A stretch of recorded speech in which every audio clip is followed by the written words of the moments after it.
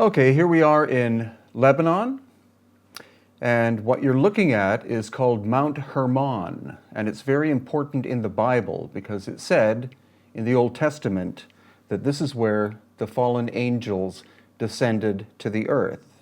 But that's not the subject of this presentation. The presentation is actually about a megalithic site called Baalbek in Lebanon, in the Bekaa Valley. So about 3.5 hours drive from Beirut, we find the quarry, which is limestone of Baalbek.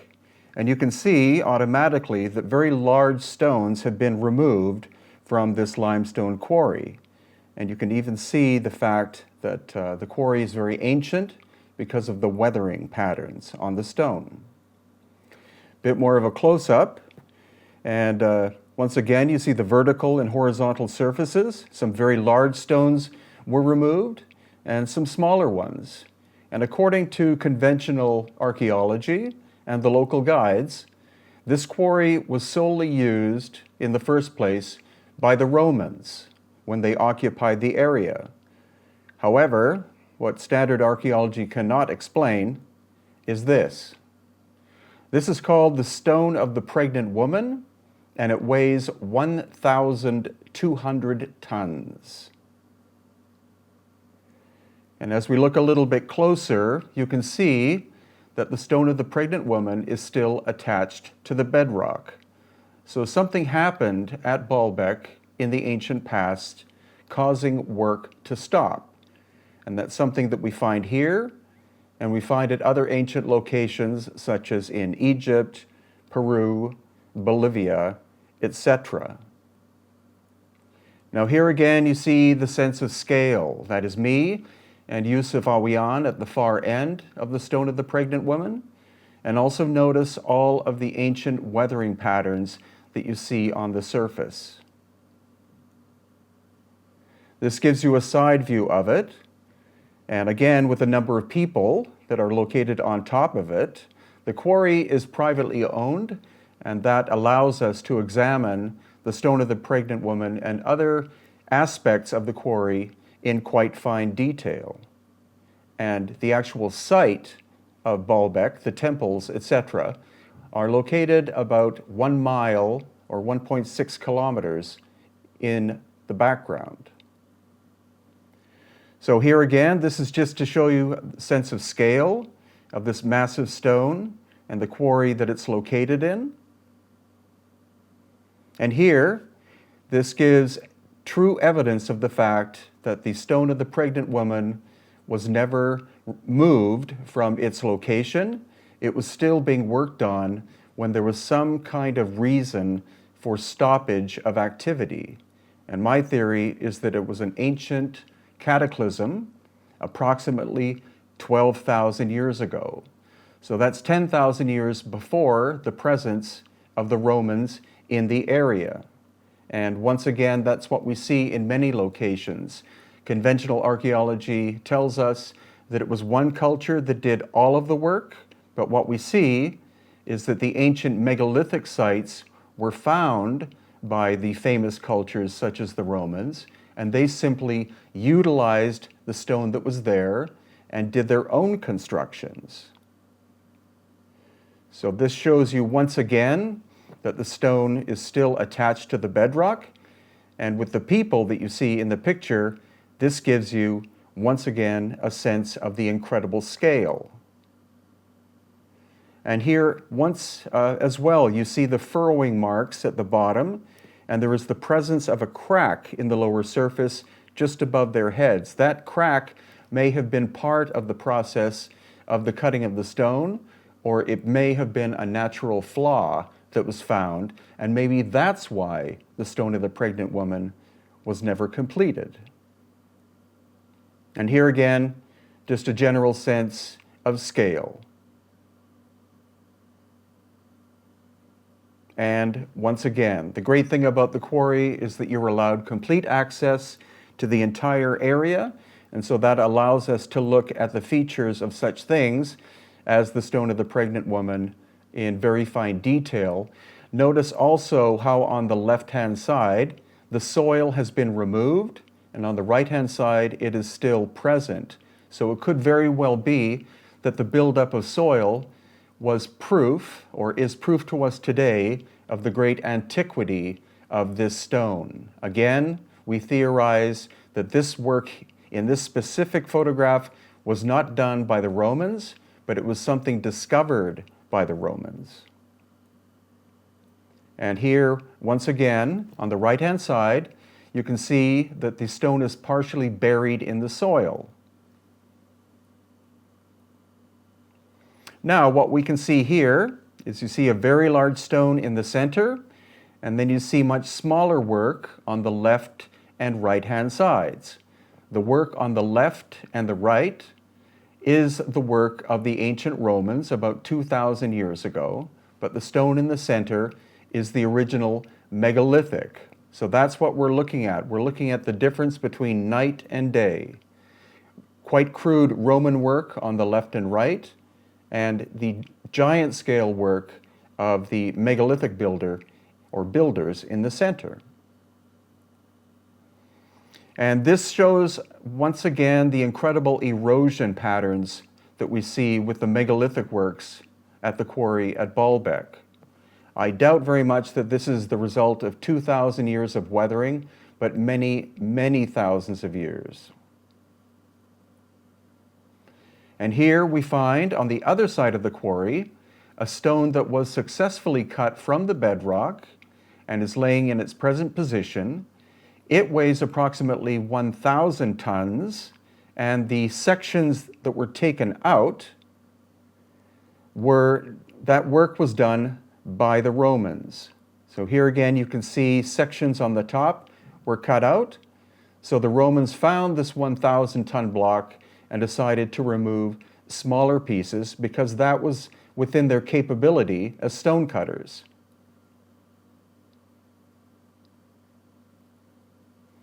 And here, the great thing about filming in these locations is having people present. So you have people who are approximately 6 feet tall, and this gives you a sense of scale as compared to the giant stone that was successfully cut from the quarry. But once again, like the stone of the pregnant woman, you can see that the stone is partially buried in the ground, and that suggests several thousand years of buildup of soil. And just in a slightly finer detail, once again you see the sections of stone that were removed. You see grooves where attempts were done to cut out larger sections, and it's clear to us that this work was megalithic, and it was done thousands of years prior to what academics tell us. And once again, just further detail of the sections that were removed by the Romans and the grooves that they made, but they were not successful in cutting large blocks out of this megalithic work. And this, just to emphasize that. So the actual quarry is quite massive in scale, as you can see. Once again, you have a person in the background that shows you the sense of scale. And the fact is that a large number of huge megalithic blocks were cut from the quarry in Baalbek and were successfully moved to the actual Baalbek temple complex of approximately 1 mile or 1.6 kilometers away. And here we see again quite extensive erosion, but what we'll be able to see when we get to the Baalbek site itself is we will see the actual tool marks. So now we're at the Baalbek temple location, and what we're looking at the bottom is one stone that weighs 1,000 tons and was successfully put into place. And notice the much smaller stones that are above. So what we can see in this picture is again that the Romans found this giant block in place and they used it as a foundation, and then above that they put smaller stones, not very tightly fitting. And here it becomes even more grand because there are 3 1,000-ton blocks in a row, very tightly fitting, no mortar, no gap, and above and to the right, we see the cruder and later work of the Romans. And this is just to emphasize that fact. The curious thing is that the stones underneath what is called the trilithon, which are these 3 stones in alignment, that the foundation blocks are smaller, and that's still a mystery to us, and that is why we will be returning over and over again to study, because going to an ancient location like this once really doesn't give you the full picture. You see the grand scheme that went on, but you don't get the details and the subtleties.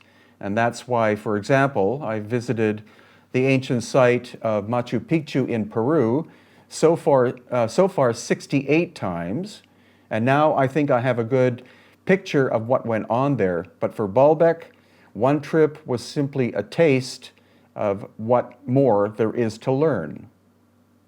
Okay, so this is another part of the temple complex of Baalbek. It's actually quite massive. Most people will simply focus on the quarry, but the full story of ancient Baalbek requires that you visit both the temple complex and also the quarry. So here you see incredible destruction. This is Roman work that was destroyed by invading peoples over the course of history. Like many locations in Europe and Asia, you've had wave after wave of destructive forces coming in. And that's the sad thing about these beautiful ancient places, is that we see more destruction than we see the construction. But this photograph offers us a subtle clue. The pillar in the foreground is made of granite, whereas most of the construction of Baalbek is limestone from the quarry. We see that granite is also located here.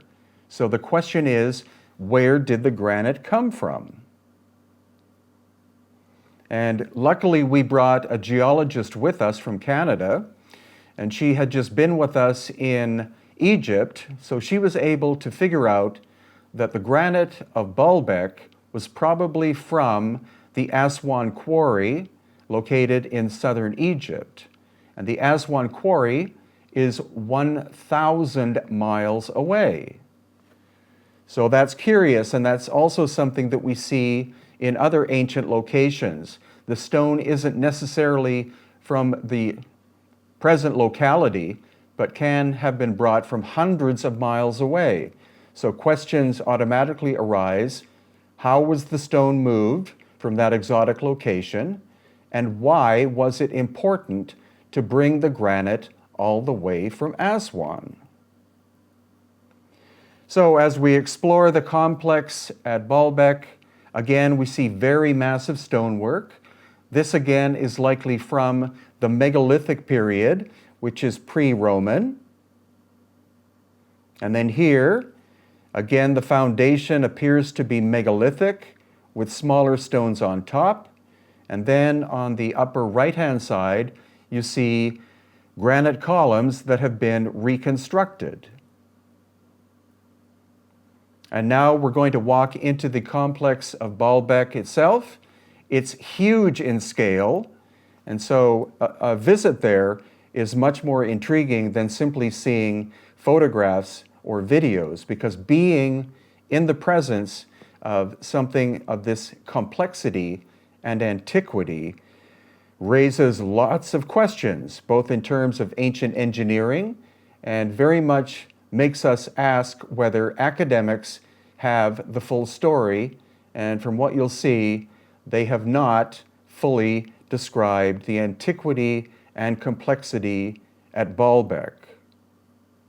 So here, for example, as you saw in previous photographs, you saw sections of granite columns, but what this shows us is the bottom part, which is still intact. And the surfaces here are perfectly smooth, perfectly polished, and this column is perfectly round.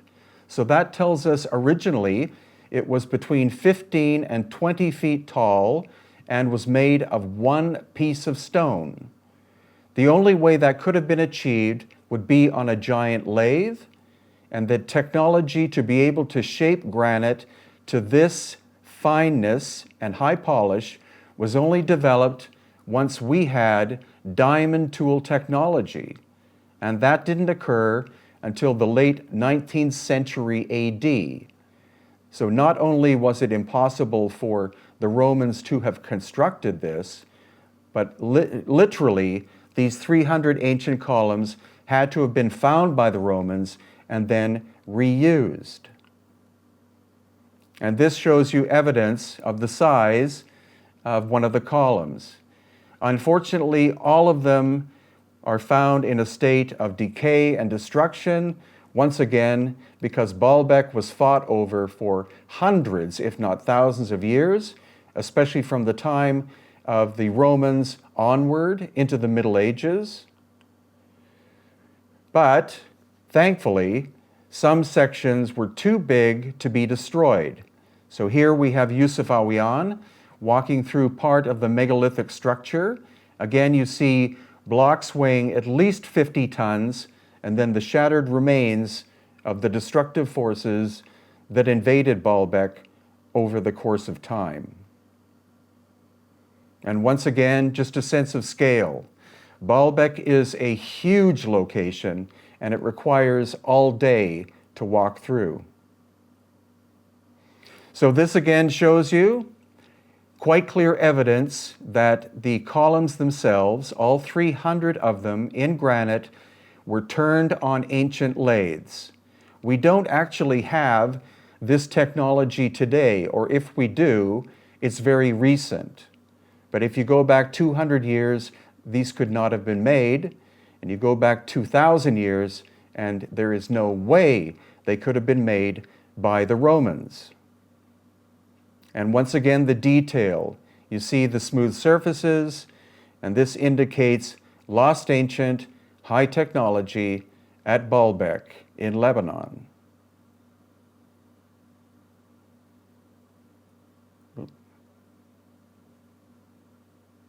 Sorry, and this is just finer detail of the complex surfaces.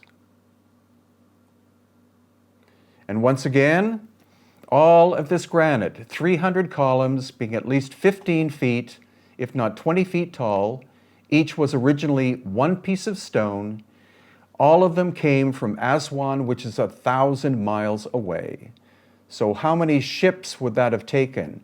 And how would they have been transported from the quarry in southern Egypt all the way up the Nile to the Mediterranean and then to the site of Baalbek?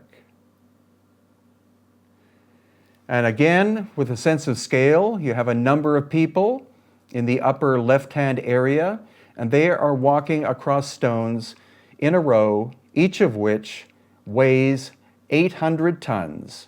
And then you see the smaller work above that. The smaller work above is the work by the Romans. The foundational stones of 800-ton blocks each is the work of the earlier and more mysterious megalithic builders. And this just shows you once again the sense of scale. How would 800-ton blocks have been moved from the quarry at Baalbek even just 1 mile to this location?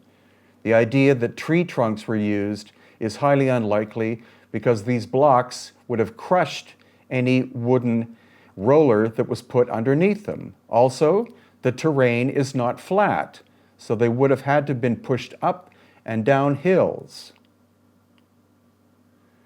And again, just another aspect of Baalbek with the broken granite columns and the Roman work in the background. And this is Roman. This is classic Roman work in limestone. You see the fine detail, and the intriguing thing is that in the megalithic work, we find no art whatsoever. It's all simply shape and form. This is also what we find at other locations, which are megalithic, such as in Egypt. the interior and exterior of the Great Pyramid, we do not see any artwork whatsoever. And so this indicates that the megalithic builders were simply pragmatic. Art meant nothing to them. All they were interested in is scale, form, and function. And this gives you another sense of scale. You see the block on the left-hand side next to the staircase. That block weighs at least 800 tons. The staircase is made of much smaller stones, and the stones above the giant megalithic block are from the Roman period, roughly put into place. And this just emphasizes that, the difference between this 800-ton block and here, the smaller Roman work. And here we have column sections weighing in at least 50 tons apiece, and there Stephen Mailer is pointing to a drill hole. That's a perfectly round drill hole. Could that have been done by the Romans in order to connect the different sections of the columns together? Possibly. But what we see are the surfaces are completely and perfectly flat, almost laser flat. And this just once again re-emphasizes the sense of scale. So of course that's me standing next to a section of a giant column. And this is where it gets fuzzy, because in a lot of cases we'll see profound difference between the megalithic work and the later, in this case, Roman work. But in this case, are the giant sections megalithic, or are they amazing works by the Romans? That I still can't figure out. But this shows you, again, incredibly flat surfaces. We see no errors in the work. Normally the work of human sculptors or stonemasons, you will see errors. You'll see slight indentations or slight protrusions based on the fact that the tool technology they had, which was likely iron or possibly steel, once in a while they would make an error of some kind. But in the case of where I'm looking right now, that surface is as close to perfection as is possible. And then we find mysterious things like this. I have no idea what that was, but it's likely a work of the Romans. It's small in scale, it's finely done, but not technically perfect. And then we get to another fuzzy area. There you see me next to a series of giant columns. The columns are made in sections, approximately 6 to 7 feet tall. So it is possible that the Romans were able to construct this. Again, the important point to emphasize is that the earlier megalithic columns made of granite were one single piece of stone, and the later work of the Romans was multi-sectional. Again, this simply gives you a sense of scale. That's me at the base of one of these giant columns. And here, a close-up just to emphasize the magnificent scale at Baalbek. Another question arises, and that's that the work in Rome itself was never of this scale. So why is it that the Romans were working in such a huge scale, far, far away in the hinterlands of their empire? That, again, has not been satisfactorily answered. And this, once again, shows you the artwork of the Romans. You see the fact that you have fluting, you have swastika designs. The Romans were very big, just like the dynastic Egyptians were, in terms of surface artwork. But for the megalithic workers, no art whatsoever. Simply great scale, flat surfaces, monumental work. And here, it's kind of hard to see, but in the next photograph, you'll see the megalithic work on the left-hand side at the bottom, and then the archwork on top is of a smaller scale. So it's quite likely in this photograph that the rougher, larger work on the bottom was the megalithic work, and then the Romans added the archwork on top. Also, the amount of erosion on the surfaces of the lower stones indicates a greater antiquity than those above. You see the discoloration, you see the weathering, and so this photo, possibly by itself, shows you that two different civilizations were involved. And here again, simply the sense of scale. 800 tons in the center of the photo, and much smaller on the left side and above. And here we have a woman 5'4" and a stone of 800 tons.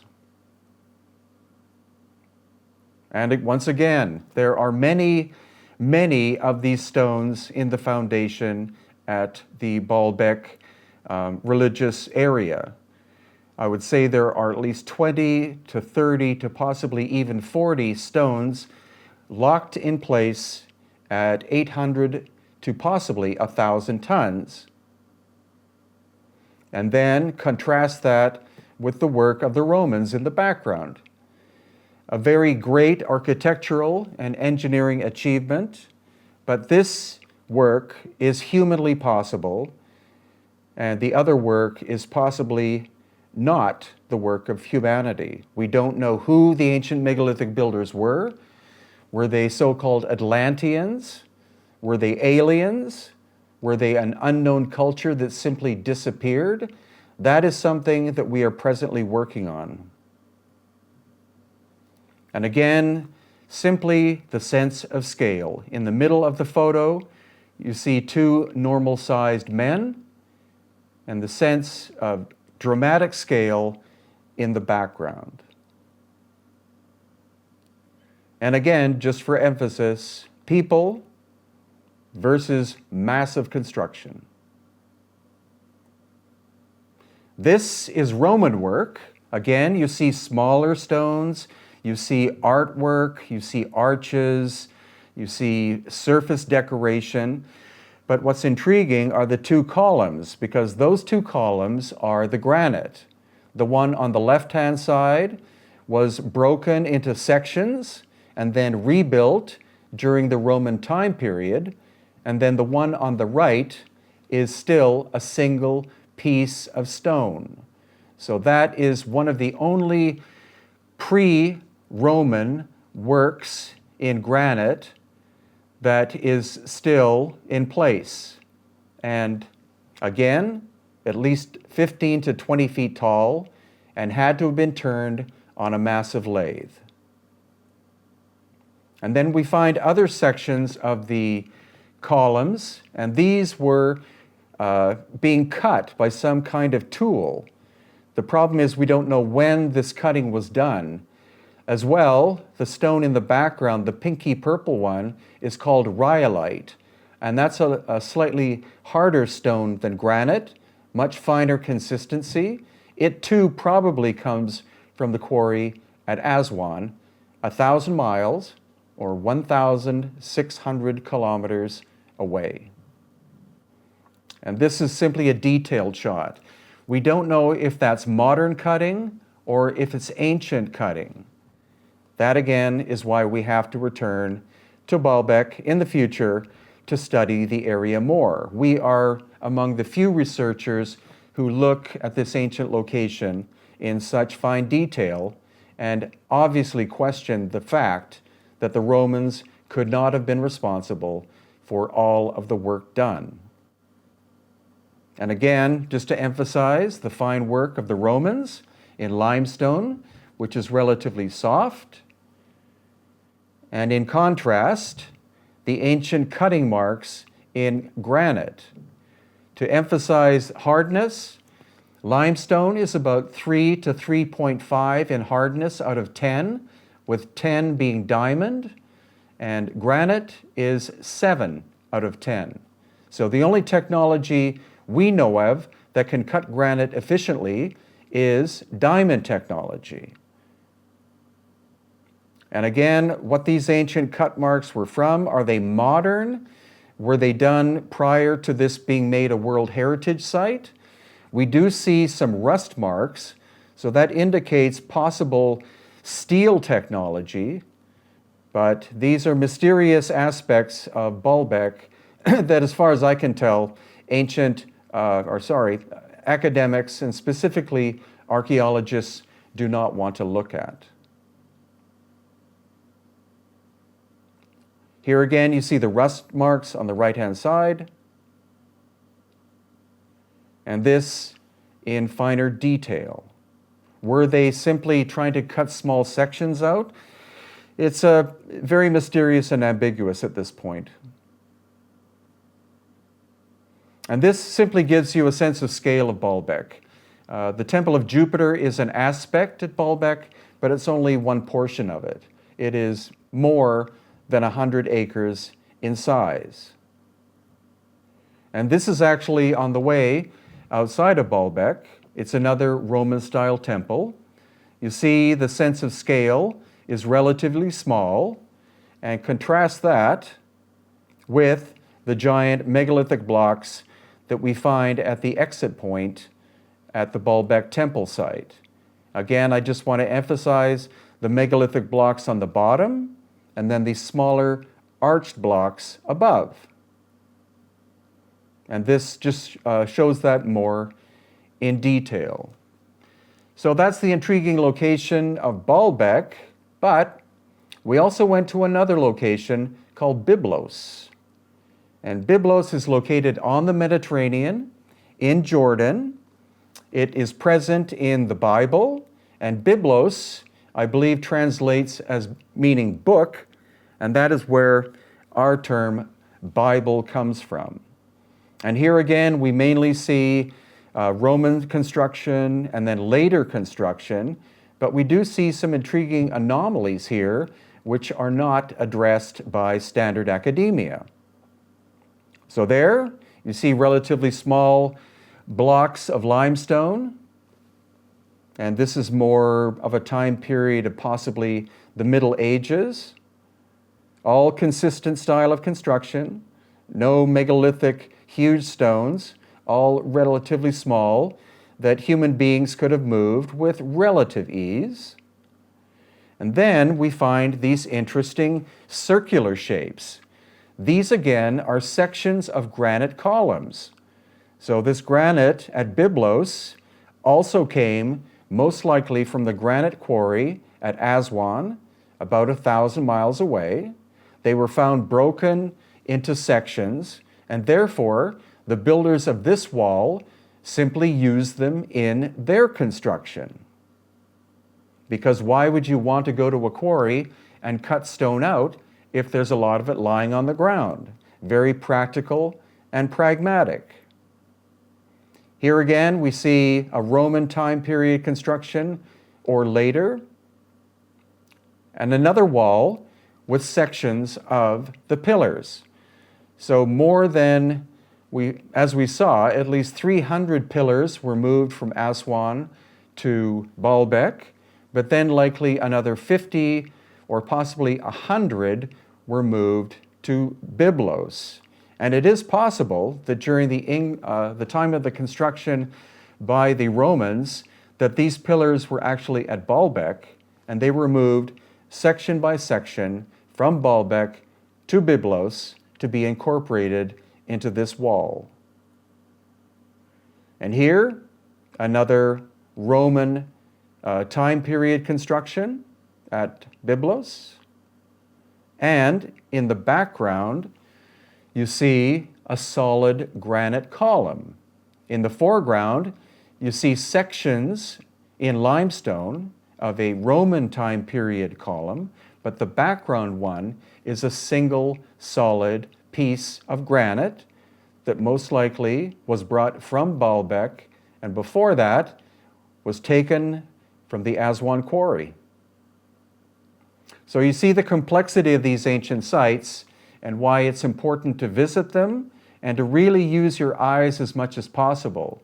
It's good to read the stories and accounts of the archaeologists and historians, but they actually, I think, refuse to address the inconsistencies that you've been looking at so far in this video.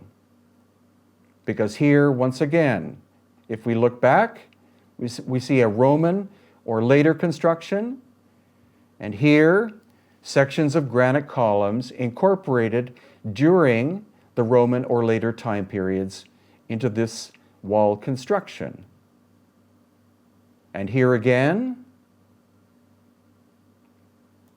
and here again. And finally, we did find a megalithic section at Byblos. Here you have Yusuf Awian, and above his head is a block of limestone which is at least 40 tons. So Byblos as well shows us megalithic work, and so that's why it's going to be important in the future to visit other areas of the Near East and Middle East to see what else there is that we can find that is not properly explained by standard academia.